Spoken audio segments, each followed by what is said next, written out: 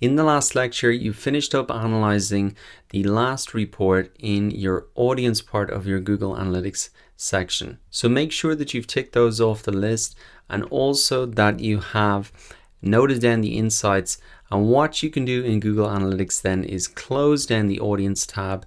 And in this lecture, we're really going to start to open up the acquisition section of your Google Analytics reports and start to analyze these. As you can see, the acquisition tab, the part of your Google Analytics reports really show your traffic sources, the performance of your marketing channels, and that's what we really want to look at now over the next few lectures. These are the reports that we're really going to look at here. The acquisition overview report, the source medium report, the best days to post so that you can really maximize engagement. And also we're going to look at campaign tagging. This is a way that you can really improve the acquisition data accuracy so you can really understand better how particular traffic sources and marketing channels are performing. All right, so what we want to do in this first lecture then of the next few lectures is really start to look at your acquisition data by looking at the acquisition overview report. So I'm going to come into it here, and all you have to do is really come down to acquisition overview. And what you really want to be looking at here is this pie chart here. This pie chart really shows the breakdown in terms of your top marketing channels and the split between the different accounts. The question, therefore, you want to be asking yourself to pull the insights out of it is, does the traffic overview report reflect your marketing investment in these traffic sources? This pie chart is going to be very different for everybody else. It's going to be different for me and you. It really depends on where you have invested your marketing time. And all you really want to be asking yourself here is, does that reflect where you've been investing your marketing effort? So I can see here that people coming directly to the site, that accounts for about 7%, people coming from email, 8%, social represents about 10%, and a big percentage is under this other category. But if I click in, I can understand what that is. That's really people coming through on email. So essentially what I am seeing is that a big percentage of my traffic at this very early stage has come in through email, and particularly this email send grid. Those are emails that I've sent through Udemy to students in my free courses. So that was a big way I got traffic to the site, was posting the SEO checklist, posting the Facebook marketing guide that's part of this course. I gave that away to those students to pull them into the site, and that is really how I got their attention and got them in.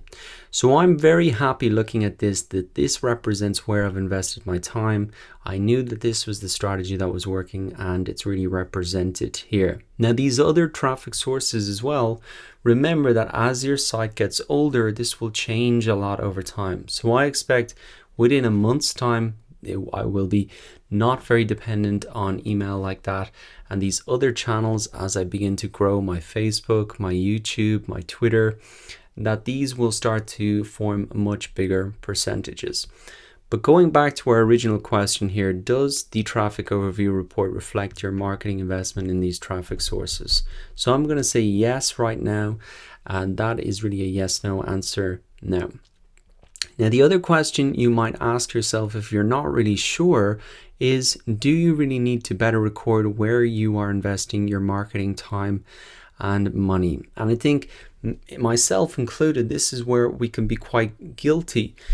It takes a lot of discipline and time to track where you're investing your time and money, but it is really important if you want to understand how those are performing.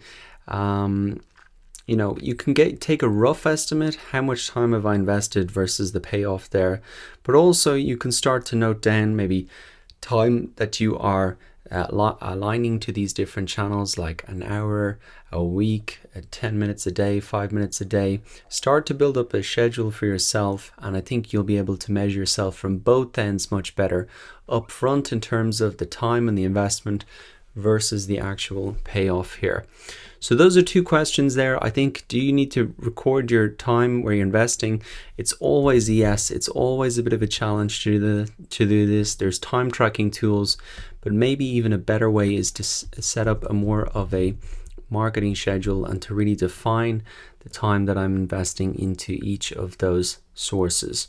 So that is like a quick test to really look at the pie chart here. You can see further breakdowns in terms of the numbers as well, but we're going to really look at that in a bit more detail. And I think the better report to really dig into all of that information is the source medium report. So I will see you in the next lecture to really analyze that. What I'm going to do is tick off here that I have analyzed the acquisition overview report. I suggest you do the same, note down your insights, and I'll see you in the next lecture when we're going to analyze the source medium report and really dig into the sources of your traffic.